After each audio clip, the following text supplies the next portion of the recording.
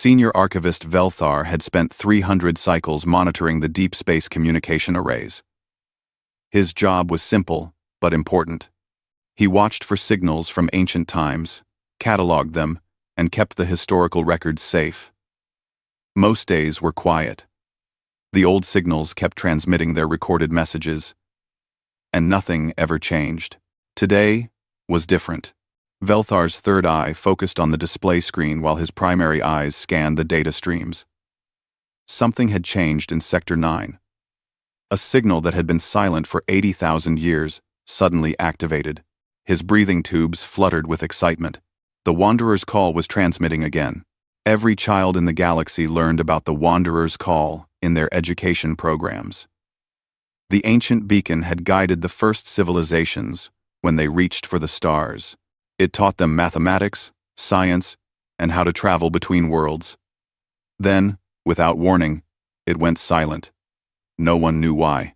The precursor civilization that built it had vanished, leaving behind only ruins and questions. Velthar checked his instruments 3 times. There was no mistake. The beacon was active and transmitting the same greeting it had sent 80,000 years ago. He immediately opened a communication channel to the Galactic Council headquarters. Within hours, the council chambers filled with representatives from dozens of species. Speaker Mordath, a massive being with blue-gray skin and 6 arms, called the emergency session to order. His voice rumbled through the translation devices. Archivist Velthar has brought urgent news. The Wanderer's Call has reactivated. We must determine what this means. The chamber erupted in discussion.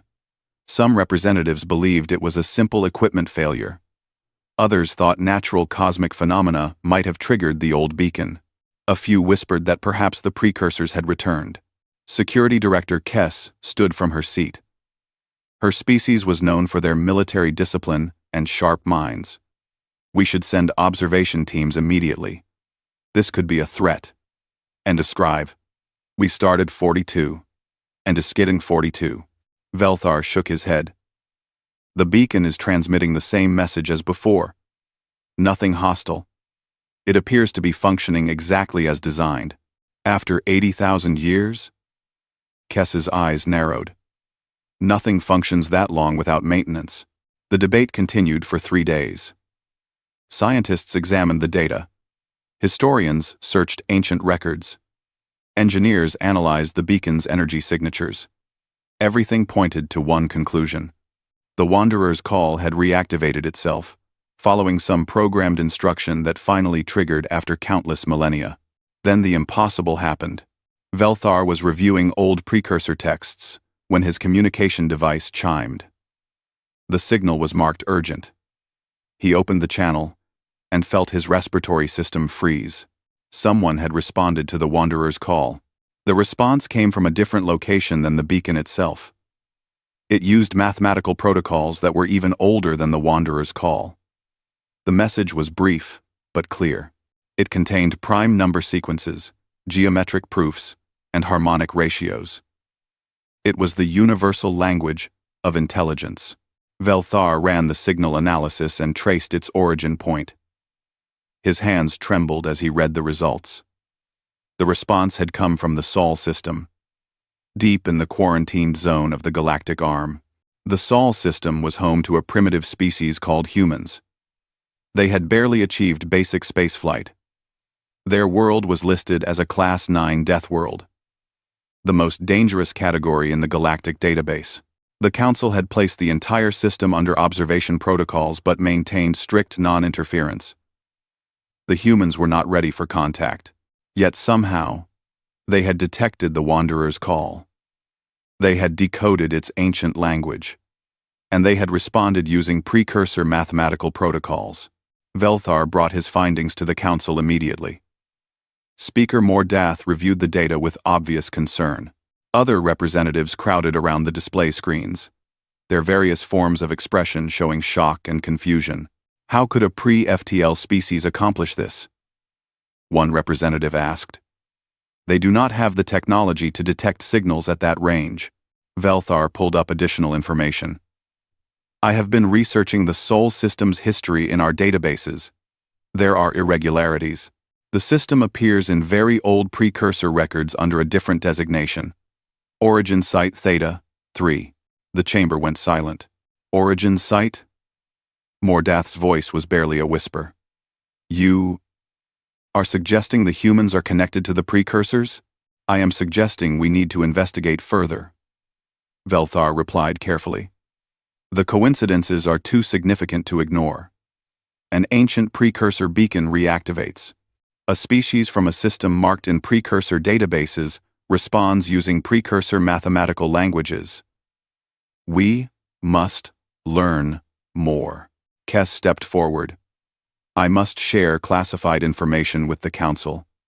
Our monitoring stations have tracked unusual human activity. 3 cycles ago, they launched a deep space probe called Pioneer Alpha. It carried experimental communication equipment. The probe reached the edge of their solar system. We believed it was primitive exploration. She pulled up new data on the screens. Our analysts now believe the probe detected the Wanderer's call reactivation. The humans not only detected it, but decoded the message. Their response was not random. They knew exactly what they were doing. The council chamber erupted in heated discussion. Some representatives argued for immediate contact. Others insisted the non-interference protocols must be maintained. A few demanded military observation in case the humans posed a threat. Velthar waited for the chaos to settle before speaking again. I request permission to lead a covert observation team to the Sol system. We need answers. If the humans are somehow connected to the precursors, the implications affect every species in this chamber. All of our civilizations were seeded on their worlds by precursor biological programs. If the humans are precursor descendants, then everything we understand about galactic history must be reconsidered. Mordath looked around the chamber, reading the mood of the representatives. Finally, he nodded. The Council grants permission. Assemble your team, Archivist Velthar. Maintain strict observation protocols. Do not make contact unless absolutely necessary. Report your findings immediately. Kess approached Velthar as the session ended. I am assigning military observers to your team. The Sol system designation as a Class 9 death world is not ceremonial. That planet has killed everything that evolved there except the humans. Whatever species survived, that world will be dangerous. Velthar gathered his equipment and began preparations. He pulled up every file in the galactic database about Earth and its inhabitants. The more he read, the more concerned he became. The humans had evolved on a world of extremes. Violent weather, aggressive predators, deadly diseases, and constant geological instability. Yet they not only survived but thrived. They had spread across their entire planet. They built civilizations. They created art, music, and literature. They developed science and mathematics, and they reached for the stars despite every obstacle their brutal world placed before them. As his ship prepared for departure, Velthar looked at the image of Earth on his screen. A blue and green world that appeared peaceful from space. But he knew the truth. That beautiful planet was a forge that had shaped something remarkable. The humans had heard the call of their ancestors. Now the galaxy would learn what 80,000 years on a death world had created. The council chambers had never been so crowded. Representatives from every major civilization pressed close to hear Velthar's research findings. He stood at the central podium, surrounded by holographic displays showing ancient texts and star maps. The precursor civilization called themselves the Inheritors. Velthar began. His voice was steady, despite his nervousness. They achieved faster-than-light travel approximately 100,000 years ago.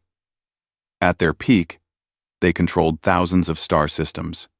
Then, 80,000 years ago, they vanished.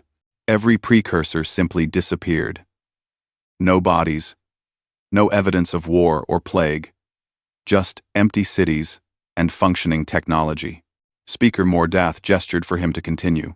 The massive leader leaned forward with intense interest. Velthar activated another display. I have discovered something in the deep archives. The precursors initiated a program called the Scattering.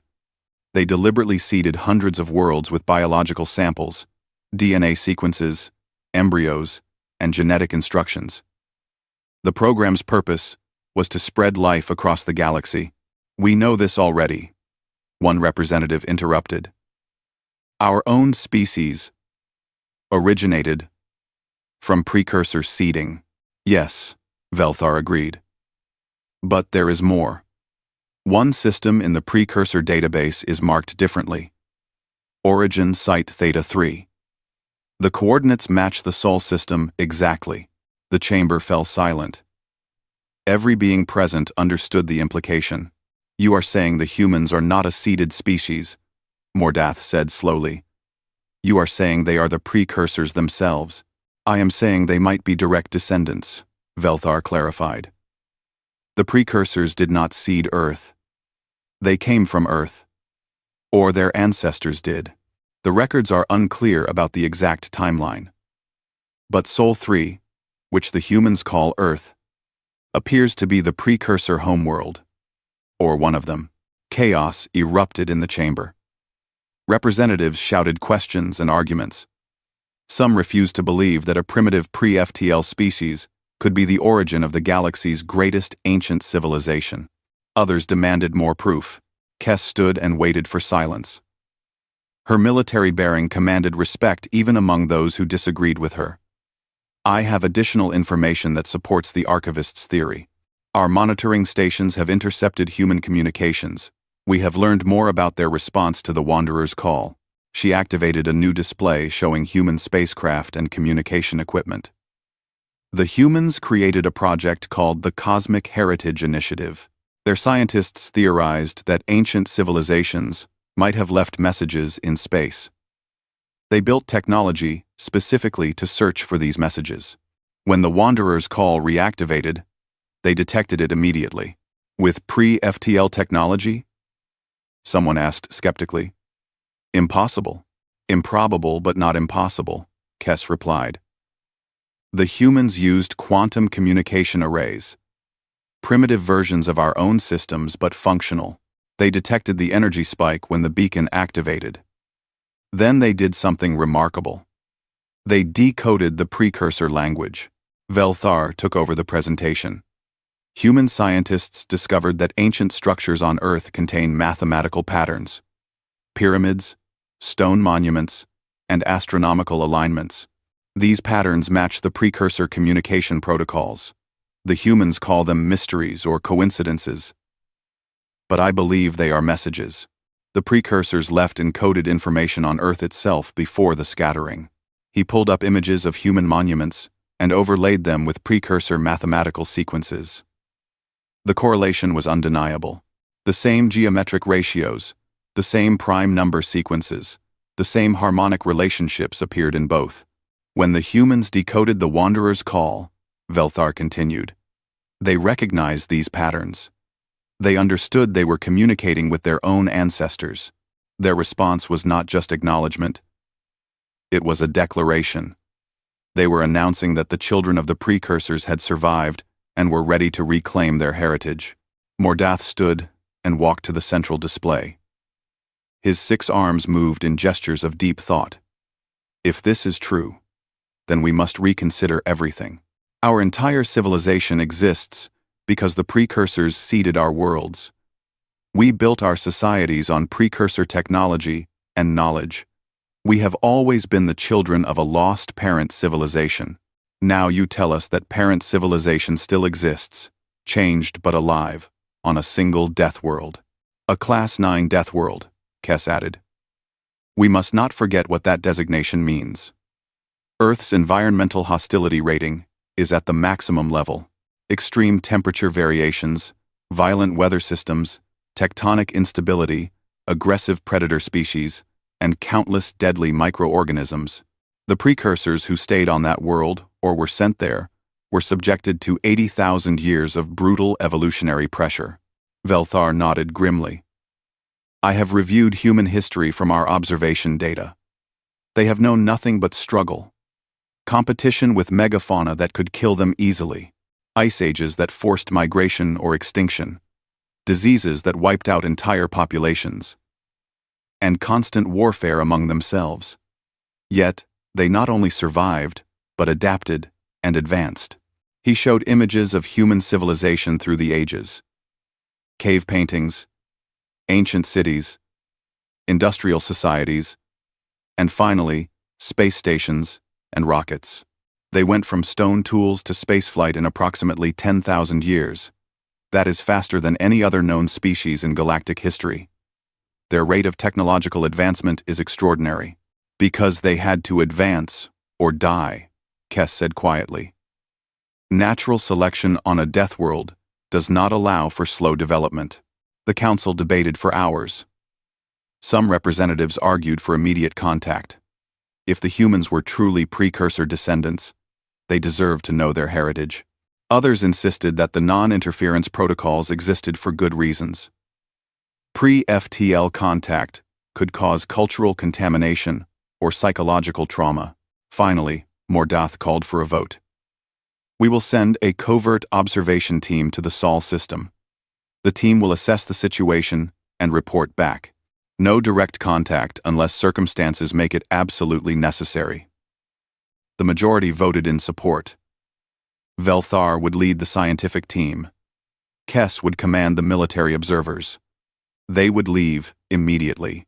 As the session ended, Velthar reviewed more human data. He read their literature, studied their art, and listened to their music. One thing became clear. The humans knew they were alone in the universe. Every message they sent into space carried a note of desperate hope. Every search for alien life reflected a deep longing for connection. They did not know they were the ancestors the galaxy had been waiting for. The observation team assembled quickly. 3 science vessels and 2 military escorts. They would travel to the Sol system using stealth technology that would hide them from human detection.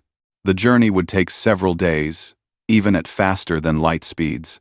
During the trip, Velthar studied everything he could about human biology. The genetic analysis from long-range scans was limited, but revealing. Human DNA contained markers that matched precursor genetic sequences in the historical database. But there were significant changes. Adaptations and mutations caused by Earth's harsh environment. Humans were stronger than precursors had been. Their immune systems were more robust. Their ability to process different foods was greater. Their tolerance for temperature extremes was higher. Evolution had taken the precursor genetic baseline and enhanced it for survival on a world that killed everything else. Kess joined him in the research lab. She looked at the human genetic data with professional interest. They are predators, she observed. Binocular vision for tracking prey. Omnivorous digestive system.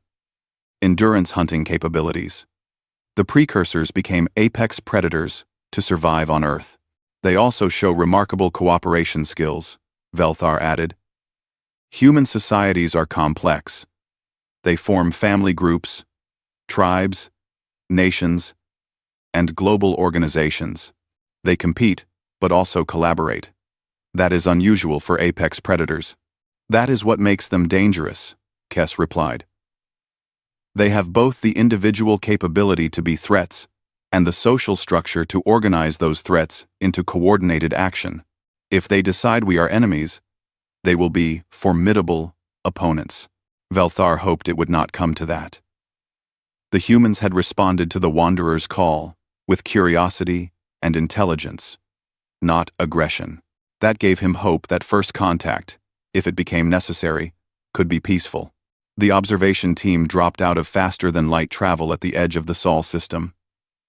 Immediately, their sensors registered the hostile conditions of the inner system, solar radiation, asteroid fields, and the massive gravity well of the system's gas giants created a dangerous environment.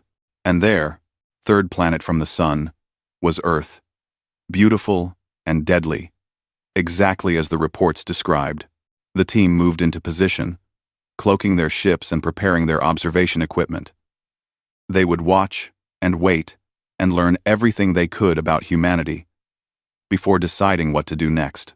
Velthar looked at the blue planet on his screen and whispered a prayer to whatever powers might listen. The galaxy was about to meet its lost ancestors. He hoped everyone was ready for what came next. The observation post orbited Earth at a safe distance, hidden by advanced cloaking technology. Velthar stood before the main viewing screen, watching the planet rotate below. From space, Earth looked peaceful. Blue oceans, white clouds, green and brown landmasses. It was beautiful. Then he checked the environmental readings and remembered why beauty could be deceiving. Surface temperature variations of 70 degrees in a single-day cycle. The science officer reported. Atmospheric pressure systems, creating wind speeds over 300 kilometers per hour. Tectonic plate movement, causing earthquakes and volcanic eruptions. Ocean currents that can generate waves 30 meters high. Kess reviewed the data with grim satisfaction. And that is just the geology and weather. The biological readings are worse. We have identified over 1,500 species capable of killing a human through venom, disease, or physical attack. The planet is trying to kill everything that lives on it. Yet the humans thrive, Velthar observed. He pulled up population data from their long-range scans. Over 8 billion individuals spread across every continent. They have adapted to environments ranging from frozen tundra to burning deserts. They live in conditions that would kill most galactic species within hours. The observation team had spent 3 days monitoring human communications and activities. What they discovered amazed and concerned them in equal measure. The humans were far more advanced than their pre-FTL status suggested. Velthar reviewed intercepted internet transmissions. They call it the information age. Global communication networks. Massive databases of knowledge. Artificial intelligence programs. Quantum computing research. They are developing technologies that most species only achieve after first contact with galactic civilization. 2. Quote, "They are doing it on their own," Kess added. "Without guidance or assistance. Through pure trial and error and innovation. That is both impressive and dangerous." The team analyzed human history through recovered documents and broadcasts. The story they pieced together was one of constant struggle and adaptation. Wars that killed millions. Diseases that devastated populations. Natural disasters that destroyed cities. Yet humanity kept pushing forward. "They have a phrase," Velthar said, reading from a translated document. "Survival of the fittest." They understand that their world has shaped them through natural selection. They take pride in their resilience. One of the science team members pulled up genetic analysis. The human genome shows evidence of multiple near-extinction events. Their population crashed to just a few thousand individuals several times in their history. Each time, they recovered and grew stronger. The genetic bottlenecks should have weakened them. Instead, it concentrated beneficial survival traits. Velthar began to understand what Earth had done to the precursor colonists. The planet was not just a death world. It was a forge. Every generation that survived passed on slightly better genes, stronger immune systems, faster reflexes, better problem-solving abilities, more efficient metabolism. Over 80,000 years, the accumulation of these tiny advantages created something new. The humans were not precursors anymore. They were what precursors became after countless generations of survival on a world that accepted nothing less than perfection. "I have found something significant," Kess announced. She displayed intercepted communications from a human research facility. The Cosmic Heritage Initiative. This is the program that detected the Wanderer's call. I have access to their internal documents. Velthar read through the files with growing fascination. The initiative was led by a human named Dr. G1 Park. She was a linguist and mathematician who specialized in ancient human cultures. Her theory was revolutionary among her people. Dr. Park believed that ancient human civilizations had been contacted by an older intelligence. She pointed to mathematical patterns in prehistoric monuments as evidence. The Great Pyramid's dimensions encoded the ratio of Earth's circumference to its diameter. Stone circles aligned with astronomical events predicted thousands of years in advance. Temple complexes incorporated prime number sequences into their architecture. Most human scientists dismissed her theories as coincidence or pattern-seeking behavior. But Dr. Park was convinced. She believed humanity's ancestors had received knowledge from someone or something else. The Cosmic Heritage Initiative was her attempt to find proof. When the Wanderer's call reactivated, Dr. Park's equipment detected it immediately. She recognized the mathematical protocols because they matched the patterns in Earth's ancient structures. She spent 72 hours straight decoding the message with her team. Velthar watched a recorded video of the moment Dr. Park realized what she had found. The human woman stared at her computer screen with tears running down her face. Her voice shook as she spoke to her colleagues. "It is real. It has always been real. We are not alone. We were never alone. Someone left us a message. They have been waiting for us to be ready to hear it. And now they have called to us again." The team had crafted a response using the same mathematical language. They transmitted it from the Pioneer Alpha probe at the edge of the solar system. The message was simple, but profound. It announced that humanity had received the call and understood its meaning. It asked for more information. It expressed hope for contact. "She believes the precursors are still out there somewhere," Velthar said quietly. "She thinks they are waiting for humanity to join them among the stars. She has no idea that the precursors vanished millennia ago. She does not know that she and her people are the precursors, changed by time but still carrying their legacy." Kess was less moved by the emotional aspects. "What concerns me is what happens next. According to their communications, the humans are preparing a mission. They are sending ships to the Wanderer's call location." "Ships?" Velthar was surprised. "They barely have interplanetary capability. How can they reach deep space?" "Desperation and innovation," Kess replied. She showed the team detailed plans the humans had developed. They call it Project Horizon. They are retrofitting their largest spacecraft with experimental drives. The ships will travel at sublight speeds, but they will be heavily shielded and equipped with cryogenic systems. The crew will sleep for most of the journey.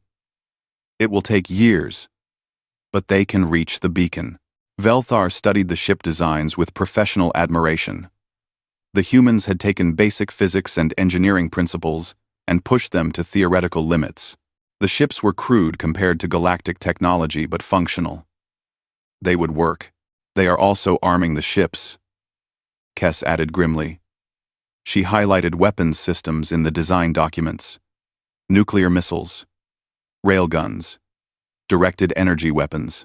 They are preparing for the possibility that whatever they find at the beacon might be hostile.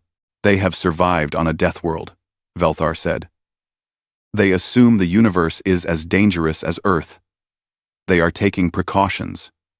"Well, wise precautions," Kess admitted. "But it complicates our situation. If we reveal ourselves, they might see us as threats." The observation team continued monitoring for another 2 days. They watched the humans assemble their fleet at a space station orbiting Earth. 3 ships. Each one carried a crew of 20 humans in cryogenic pods. Scientific equipment filled the cargo holds. Weapons systems were integrated into the hull designs. The human governments had debated the mission for weeks. Some argued it was too dangerous. Others insisted humanity had to take the risk. In the end, the desire to know their place in the universe won out. The mission was approved and funded. Dr. Park was selected as the mission's chief scientist. Velthar watched her prepare for the journey through security camera footage. She was middle-aged by human standards, with dark hair beginning to show gray. Her eyes held determination and hope in equal measure. In a final interview before departure, a human journalist asked Dr. Park what she hoped to find at the beacon. "Answers," she replied simply. "For all of human history, we have looked at the stars and wondered if we are alone. We have told ourselves stories about gods and visitors from the sky. We have built monuments and searched for meaning. Now we have proof that someone else is out there, or was out there. Whatever we find will change everything. We will finally know our place in the cosmos. The human fleet launched on schedule. Velthar watched the ships accelerate away from Earth, following the coordinates of the Wanderer's call. Their drives were inefficient, and their speed was slow by galactic standards, but they were moving. Kes turned to Velthar. We need to make a decision. Do we observe from a distance and report to the Council? Or do we follow them? Velthar did not hesitate. We follow them. When they reach the beacon, something significant will happen. The Wanderer's call has not transmitted for 80,000 years. It reactivated for a reason. Whatever that reason is, we need to be there to witness it. Kes nodded. And if the beacon does something unexpected? If it poses a danger to the humans? Then we will violate every Council protocol and make contact to protect them, Velthar replied firmly. The precursors built that beacon. If the humans are precursor descendants, then the beacon is their heritage. We have no right to interfere, but we have an obligation to ensure their safety. The observation team broke orbit and began following the human fleet at a safe distance.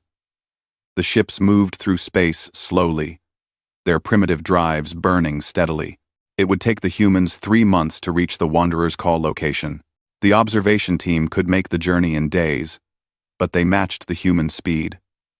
Velthar used the time to analyze more data and prepare reports for the Council.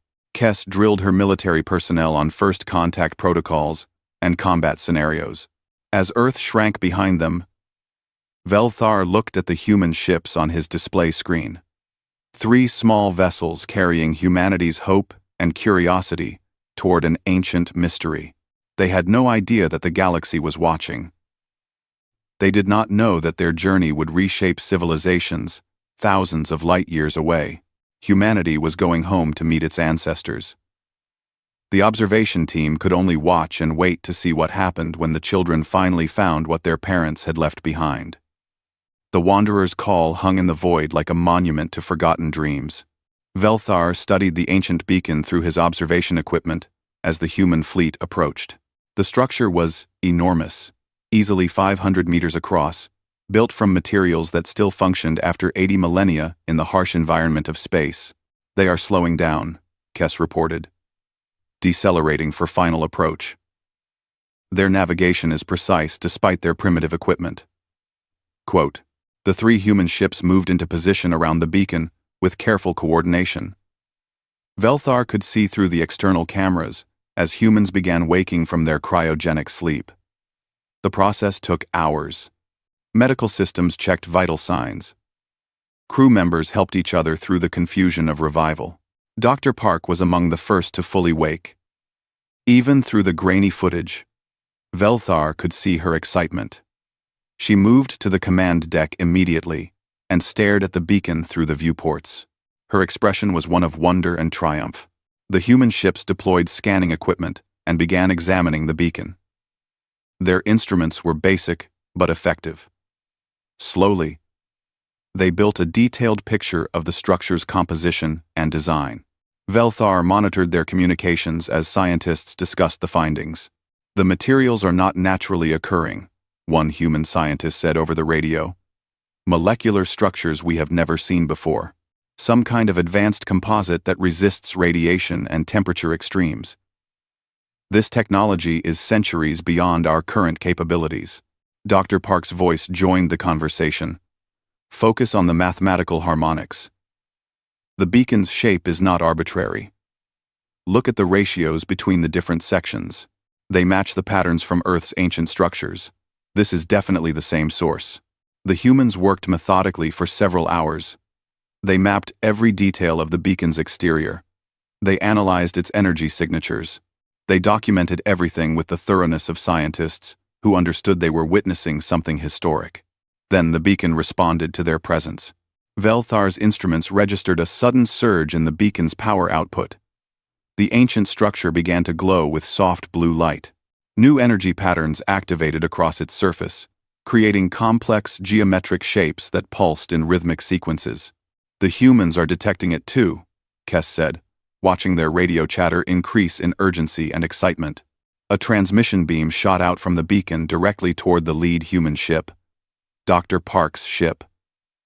Velthar watched as the beam made contact and began downloading data into the human computer systems. It is scanning them, Kess realized. The beacon is checking their biological signatures. The transmission lasted 30 seconds. Then, the beacon's light intensified. A holographic projection appeared in space between the beacon and the human ships. The projection showed text in the ancient precursor language, but as Velthar watched, it shifted and changed, adapting itself. The text became Korean, Dr. Park's native language. The beacon was translating itself. Velthar quickly translated the message for his own team. Authentication protocol initiated. Genetic markers detected and analyzed. Comparison to database profiles in progress. Match confirmed at 97% similarity. Variant pattern consistent with natural evolutionary adaptation over extended time period. Conclusion. Authenticated inheritor detected. Welcome home. W. The human ships erupted in cheering. Velthar could hear the joy and relief in their voices over the radio channels. They had traveled for 3 months through the void, hoping for confirmation that they were not alone in the universe. Now they had it. But the beacon was not finished. The holographic display expanded, filling the space around the human ships with images and data. It showed a star map of incredible detail, thousands upon thousands of star systems marked with symbols and notations. That is the precursor empire. Velthar breathed. The beacon is showing them the full extent of the civilization that built it. The map showed more than territory. It showed trade routes, colony worlds, research stations, and military outposts. It showed a civilization that had spread across a significant portion of the galaxy. At its height, the precursor empire must have been magnificent. Then the map changed. New symbols appeared, spreading across the precursor territory like a plague. The symbols were colored red and moved in waves, consuming star system after star system. The precursor empire began to shrink, its borders collapsing inward as the red symbols advanced. A war, Kess said quietly. They were attacked. The map showed the precursors fighting back. Blue symbols representing their fleets engaged the red threat. Battles were fought across hundreds of systems. Sometimes the blue won. Often the red prevailed. The war continued for what the timeline indicated was approximately 2,000 years. The precursors were losing. The final stage of the map showed the precursor empire reduced to just a few core systems.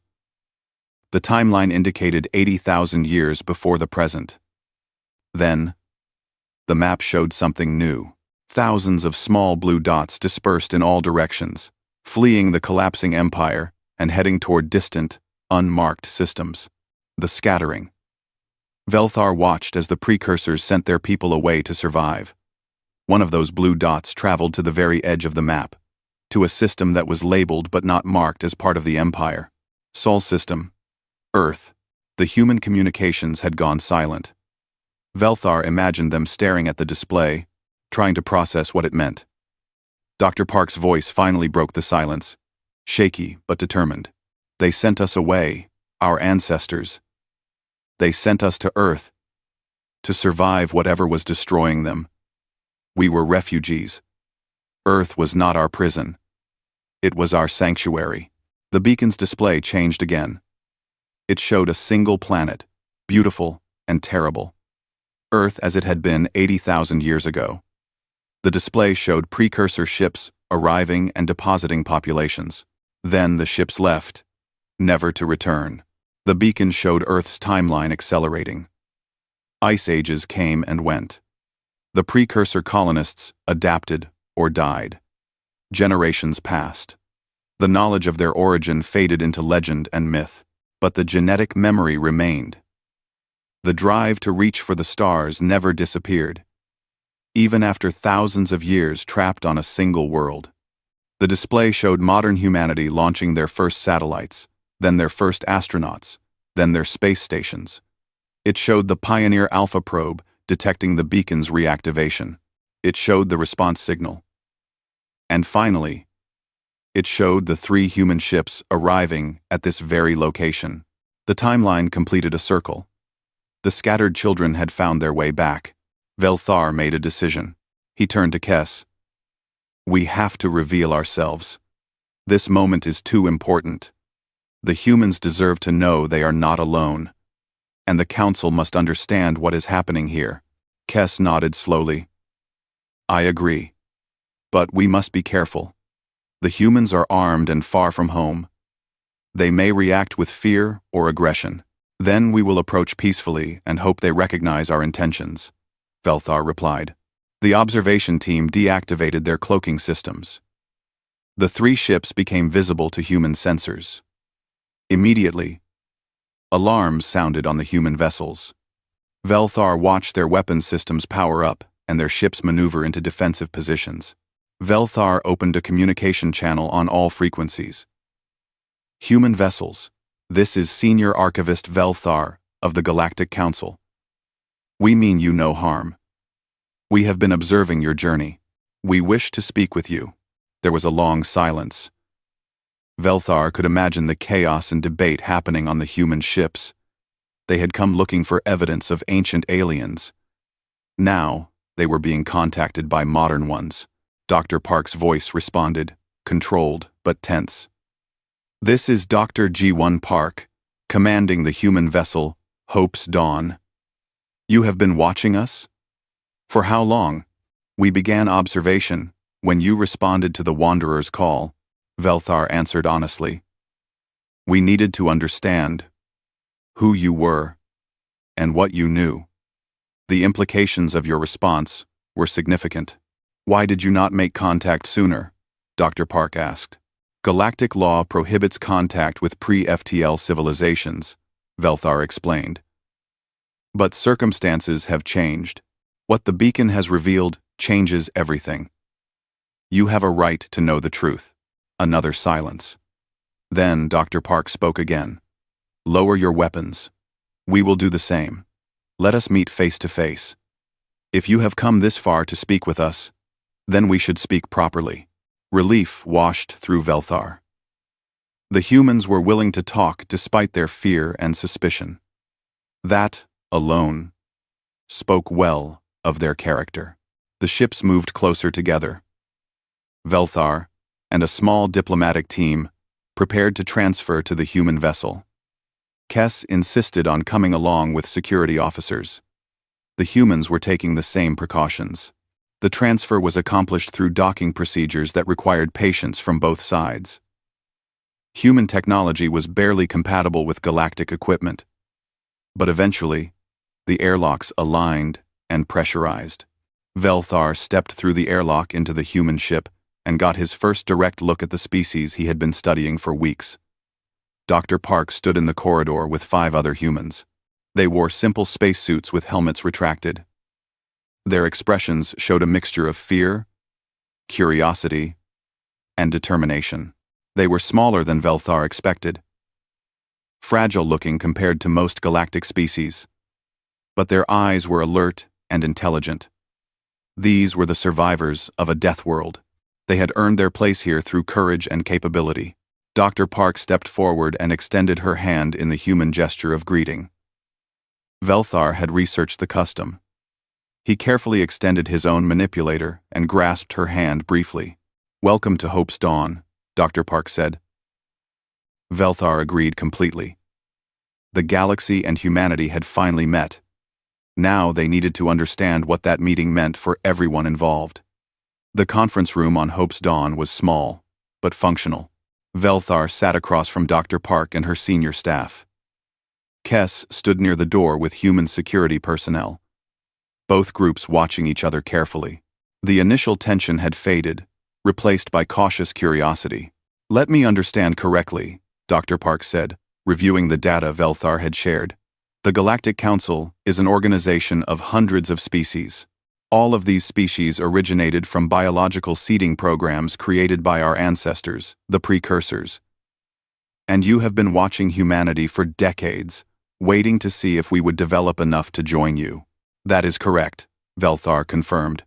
Though we did not know you were precursor descendants until recently. We thought you were another seeded species. The truth is far more significant. Dr. Park looked at the star maps, showing the extent of galactic civilization.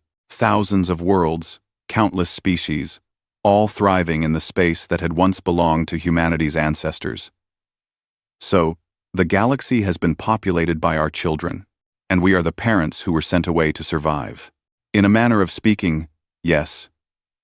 Velthar agreed. Though the timeline is complex, the precursors seeded worlds long before they vanished. Those seeded species evolved and developed their own civilizations over tens of thousands of years. By the time humanity responded to the Wanderer's call, the galaxy had forgotten the precursors were anything more than legends. One of Dr. Park's scientists spoke up. What happened to the rest of the precursors? The ones who stayed behind to fight? Velthar shook his head sadly. We do not know. The records are incomplete. The precursor empire simply disappeared. No bodies were ever found. No final messages. Just empty worlds and functioning technology. The Galactic Council has been searching for answers for millennia. Now we have a chance to learn more. He activated another display showing the beacon's final transmission. The Wanderer's call contained one last piece of information. Coordinates to a world the precursors called Origin Prime. We believe it was their capital world, or one of their most important centers. The beacon indicated the world is intact, but abandoned. Dr. Park leaned forward intently. You want us to go there with you? I want to propose a joint expedition, Velthar said carefully. You are the precursor's direct descendants. You have a right to see your heritage. And frankly, the beacon responded to your genetic markers. It may respond differently to human presence than to galactic species. You may be able to access systems and information that we cannot. Kess spoke from her position by the door. There are also practical concerns. If Origin Prime contains precursor technology and knowledge, both humanity and the Galactic Council have interests in how that information is managed. A joint expedition ensures cooperation, rather than competition. Dr. Park discussed the proposal with her team in rapid Korean. Velthar understood enough to follow the debate.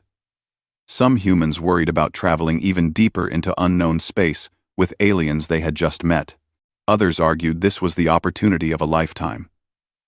The chance to understand humanity's true origins was too important to refuse. Finally, Dr. Park turned back to Velthar. We will agree to a joint expedition on certain conditions. First, any technology or knowledge we find will be shared freely between humanity and the Galactic Council. Second, Earth must be informed of this contact immediately. Our governments need to know what has happened. Third, we want guarantees that humanity will be treated as equal partners, not primitive species to be managed. Velthar felt relief wash through him. I can agree to all of those terms, though I must warn you that informing Earth will require Council approval. Broadcasting our contact to your entire civilization is a significant step, a necessary step. Dr. Park insisted. We cannot keep this secret. Humanity has been alone for its entire history. They deserve to know they are part of something larger. I will contact the Council immediately, Velthar promised. The communication with the Galactic Council took hours due to the distance. When Speaker Mordath finally responded, his massive form filled the holographic display. He listened carefully to Velthar's report and recommendations. You are asking for unprecedented actions, Mordath said slowly. First contact with a pre-FTL species. Immediate integration into Council affairs. Access to precursor heritage sites. These are not small requests, Archivist. These are not small circumstances, Speaker, Velthar replied. The humans have proven themselves capable and intelligent. They survived on a death world that should have destroyed them. They developed advanced technology independently. They decoded precursor languages and reached the Wanderer's call through their own efforts. They have earned our respect. Thank you for watching. This one, their pre-Caesar, and context and espaces, and dispends. They have earned our respect. They developed advanced technology. Dr. Park stepped into view of the holographic pickup. Speaker Mordath. Humanity did not ask to be separated from our ancestors. We did not choose to be sent to Earth or to spend 80,000 years fighting for survival. But we did survive. We thrived. And we reached back out to the stars the moment we were able. If that does not prove we deserve a place among the species of the galaxy, then nothing will. Mordath was silent for a long moment. Then he made a gesture that Velthar recognized as acceptance. You make a compelling argument, Dr. Park. The Council will agree to your terms. We will announce first contact to your world. We will treat humanity as equal partners in exploring the precursor heritage. And we will begin the process of integrating Earth into the Galactic Council. He paused, then added, but you must understand what this means. Once contact is made public, there is no going back. Your civilization will change forever. Your politics, your economics, your understanding of your place in the universe, everything will be different. Dr. Park nodded firmly. We understand. And we are ready. The joint expedition to Origin Prime took 2 weeks of travel. The human ships could not match the speed of the galactic vessels, so Velthar's team provided upgraded drives as an initial gesture of cooperation. The humans adapted to the new technology with remarkable speed. During the journey, Velthar and Dr. Park spent hours in conversation. They discussed human history and galactic civilization.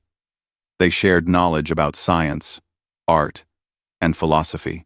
Despite the vast differences between their species, they found common ground in their shared curiosity and desire to understand the universe. Origin Prime appeared on the sensors as a gray and blue world orbiting a yellow star. The surface showed the unmistakable signs of advanced civilization. Massive structures rose from the continents. Cities sprawled across the landscape. But no life signs registered. The world was empty, waiting silently for someone to return. The expedition landed at the largest structure, a pyramid-like building that dominated the central continent. The architecture was impossibly precise. Every angle was exact. Every surface was smooth. Even after 80,000 years of neglect, the building showed no signs of decay. Velthar and Dr. Park led the initial exploration team. Human and galactic scientists worked side by side, documenting everything. The interior of the structure was filled with corridors and chambers of varying sizes. Holographic displays activated as they passed, showing precursor text and images. At the heart of the structure, they found a massive circular chamber. In the center stood a pillar of crystalline material that pulsed with soft light. Dr. Park approached it carefully and placed her hand on its surface. The room exploded with light and sound. Holographic figures appeared all around them, showing precursors in their daily lives. They looked remarkably human, though there were subtle differences in proportion and features. The holograms showed the precursor civilization at its height. Scientific research, artistic creation, exploration, and discovery. Then the holograms showed the war. The images were difficult to watch. Entire worlds burned. Fleets shattered. Populations evacuated in desperate haste. The precursors fought with courage and determination. But they were losing against an enemy that seemed unstoppable. The final hologram showed a gathering of precursor leaders. They debated their options with visible desperation. Finally, they made their decision. The scattering would be initiated. Their people would be sent to distant worlds. Knowledge would be preserved in beacons like the Wanderer's Call, and a message would be left for whoever came after. The hologram shifted to show a single precursor woman speaking directly to the recording device. Her expression was calm but sad. Velthar recognized the location. She was standing in this very chamber. Dr. Park activated the translation system, and the woman's words became understandable. To whoever finds this message, we hope you are our descendants. We hope the scattering succeeded, and that you survived and thrived wherever we sent you. We could not stay to guide you. The enemy was too strong, and we had to draw them away from the sanctuary worlds. We do not know if we will win this war, but we know that you will carry our legacy forward. That knowledge gives us hope even in our darkest hour. The woman paused, then continued. We have left you our technology, our history, and our knowledge. Use them wisely. Build a better civilization than we managed. Learn from our mistakes, and remember that you are not defined by your origins but by your choices. The universe is vast and full of wonders and dangers. Face both with courage and wisdom. That is all we can ask. The hologram faded. The chamber returned to its soft ambient light. Dr. Park stood silently, tears running down her face. Velthar felt his own emotions stirring. The message had been meant for humanity, but it touched every being in the chamber. The expedition spent 3 months exploring Origin Prime. They found libraries of information, manufacturing facilities, research laboratories, and living quarters. Everything was preserved perfectly, waiting for the precursors to return. But the precursors never came back from their war. Only their children returned, changed by time and hardship, but still carrying the spark that had once built an empire among the stars. Dr. Park and Velthar stood together in the central chamber one final time before the expedition returned home. The pillar of crystal glowed softly between them. What will you do now? Velthar asked. You have your answers. You know where you came from, and why you were sent to Earth. What comes next for humanity? Dr. Park smiled. We will do what we have always done. We will survive. We will learn. We will grow. But now we will do it as part of something larger. The precursors gave us life and sent us away to protect us. Now, we will honor that gift by helping to protect and guide the civilizations they seeded. We are ready to take our place in the galaxy. Velthar felt profound respect for this small, determined woman and her species. They had endured 80,000 years of isolation on a world that tried to kill them. They had climbed from caves to starships through pure determination. And now they were ready to share that strength with the galaxy that had unknowingly waited for them. The Galactic Council formally welcomed humanity as its newest member species in a ceremony broadcast across thousands of worlds. Earth became the first pre-FTL civilization ever granted immediate full membership. The decision was controversial, but no one could deny that humanity had earned the right. Dr. Park represented Earth at the council chambers. She stood before representatives of hundreds of species and spoke with quiet confidence. Humanity thanks the Galactic Council for this welcome. We know we have much to learn, but we also have much to share. We bring the perspective of survivors, the ingenuity of problem solvers, and the hope of those who never stopped reaching for the stars. Together, we can build something better than what came before. Together, we can ensure that the sacrifices our ancestors made were not in vain. The Council voted to establish joint facilities on Origin Prime. Human and galactic scientists would work together to understand precursor technology. The knowledge would be shared freely, ensuring that all species benefited. Velthar accepted an appointment as the first Council liaison to Earth. He would help guide humanity's integration into galactic society, while learning more about their unique perspective and capabilities. As he prepared to travel to Earth for the first time, Velthar looked at images of the blue and green world that had forged humanity through hardship. It was still a death world by any reasonable standard, but it was also home to a species that had survived the impossible and emerged stronger for it. The galaxy had heard a signal lost for 80,000 years. Humanity had spoken back, and in doing so, they had reminded everyone that the story of the precursors was not finished. It was only just beginning again. With new voices joining the ancient song, the children had come home.